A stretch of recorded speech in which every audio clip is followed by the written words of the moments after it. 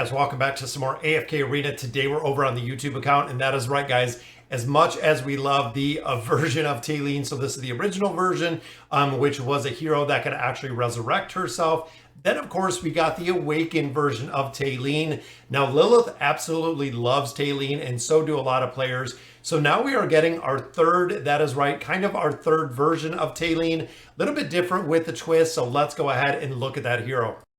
All right, guys, so here it is. Now, remembering the skills and abilities of Talene, this is a Hypogen caster, which is kind of a version of Talene. Now, we know the original one was support, the awakened one was a tank, and now they're almost doing a Hypogen mage type, which again, this is not set in stone. Big shout out to AFK Inside for breaking a lot of this information. I want to run through the skills and abilities in here and see just how crazy this hero is, guys. You're gonna be floored by what they have in here. So of course, ultimate ability, Crash and Burn. When she deals damage to all enemies for X amount of the attack rating. Okay, we've seen it before. We've seen it with the burn with the awakened version of Talene. If an enemy hit is being burned by the cataclysmic flame, which we'll look at in just a bit, or the apocalyptical flame, any shields they receive over the next X seconds will be destroyed. That is right, guys. She gives a countdown to destroy shields, which is awesome because we have a lot of heroes in here which do have shielding. When an enemy shield is destroyed, they will take damage equal to the shield's remaining value, which again, that could be super broken. I can see campaign formations where you have the level deficiencies, that being really broken. This effect cannot stack and can be triggered once every X seconds. Damage cannot exceed X amount of the attack rating, so they did cap it. If an enemy being burned by the apocalyptic flame is hit by the ultimate skill, they are terrified. So it is going to destroy shields. It is going to burn. It is also going to terrify, which is huge because that adds a crowd control to the ultimate ability. For every enemy being burned by the cataclysmic flame or apocalyptic flame, damage of the skill is increased by X. And then if Immortal Blaze has been unlocked, now look at that. Awakened heroes, guys, unlocked. Now she is awakened, which we'll see here in a minute. The enemy who has dealt the most total damage will be hit by a cataclysmic flame, and they will deal X less damage. So there is going to be a nerf to damage in here over an extended amount of time. So looking at the ultimate ability in its entirety, guys, that is pretty broken as it sits there today. So Immortal Blaze, she deals damage to enemies in front of her. Again, looking at the awakened version of Talene, very similar. Attack rating, and hurls a cataclysmic flame at the enemy in range with the highest attack rating. Enemy being burned with the flame loses X amount of health, so it is just kind of a damage over time. The flame cannot be dispelled. Very important aspect there. If an enemy being burned is hit by another flame, the enemy will lose X energy. So now, very similar to the Greyborns and the Hypogens, energy reduction rate there. And the flame will turn into an apocalyptic flame when the health of the enemy lost per second increases by X. The apocalyptic flame will revert back to the cataclysmic flame after X seconds. Then, of course, the duration of both of those going up.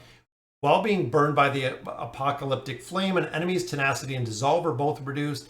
And then if an enemy being burned by the flame is hit by another flame through the skill Immortal Blaze, which of course is this one, the flame will be spread to the nearest enemy. So you're going to spread this like wildfire in there, which again is pretty interesting. Now from the ashes, again, staying true to Talene, guys, every time she dies, she is transformed into a fireball, which again, we've seen before. While in the fireball mode, she is not considered living, cannot be targeted, will resurrect after her allies have used their active skills X amount of times, or all allied have died. So very interesting, guys. So she will actually be resurrected when they use skills, or if your entire allied team is dead, she comes back to life. Very, very cool twist on there. Before she resurrects, the damage dealt by the flame is reduced by X. When she resurrected, she deals nearby enemies for X amount of damage.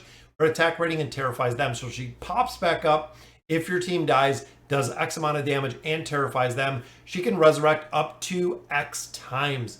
So she is going to have multiple resurrections in here, guys, which again is kind of crazy. This skill cannot be used while you have Talene in your formation. So again, she is kind of the dark version of Talene. When she resurrects, she damages nearby enemies for X of the attack rating.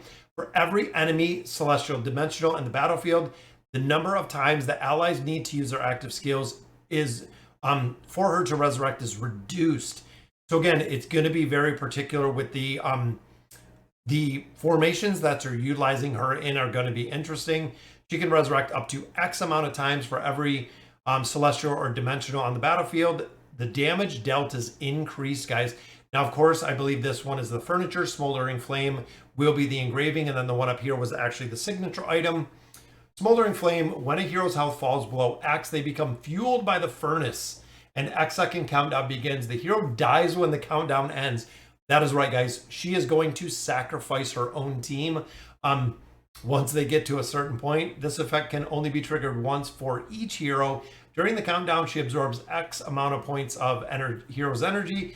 After the affected hero dies, they leave behind a smoldering flame that deals damage with the attack rating to nearby heroes. So stacking them up, when the skill is used against a boss, it deals 1 off damage to the boss for X amount of attack rating, which again could be broken depending on the multiplication factor.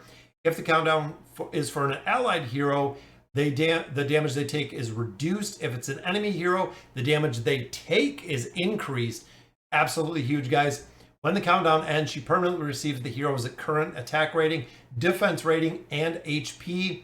When the hero's smoldering flame appears, nearby enemies will be burned by cataclysmic flame. The effect can also trigger if the hero dies. Then, of course, guys, the fallen flame. Allied heroes that are not dimensionals or celestials will be regarded by Maetria as hypogens and receive the hypogen faction bonus. That is right, guys. If you're not running this hero with dimensionals or celestials, everyone is going to be regarded as a hypogen or and receive the faction bonus, which is a huge faction bonus for there. These in-combat buffs will be based on the number of hypogens in the formation, including heroes regarded as hypogens. So I'm not sure if you're going to be able to double dip into what we have going on here. These in-combat buffs will not be affected by any factional bonuses. Well, there you go. We took it out. In effect, at the start of battle, the affected heroes will also gain X amount of bonus damage against celestials and proficiency points in the battle, guys, which again is going to be a little bit crazy when you look at the build on this. So I'm already kind of running through my head like we normally do. What kind of battle is she going to be in? What kind of formations are we going to see her in? It's going to be really interesting, especially if you can get the super cycle of crash and burn going on. I'm thinking energy regeneration, but again, I'm going to have to see when you're putting her with celestials, which we know a lot of celestials. We have the twins, we have Halos.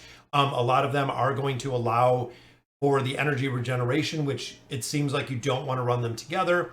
But I also look at the new Greyborn hero, Edwin, which of course has energy shielding in there, damage amplification, could really be big in this formation, guys. Gonna be cool to see, but this is kind of, again, the sneak peek. Maetria Duskfeather, and again, big shout out to AFK Inside, guys, kind of running through the skills and abilities. We're gonna have to see when she starts coming up on the test server exactly what this looks like and actually take all those X seconds and put some actual numbers in there. So guys, that'll do it for today's video.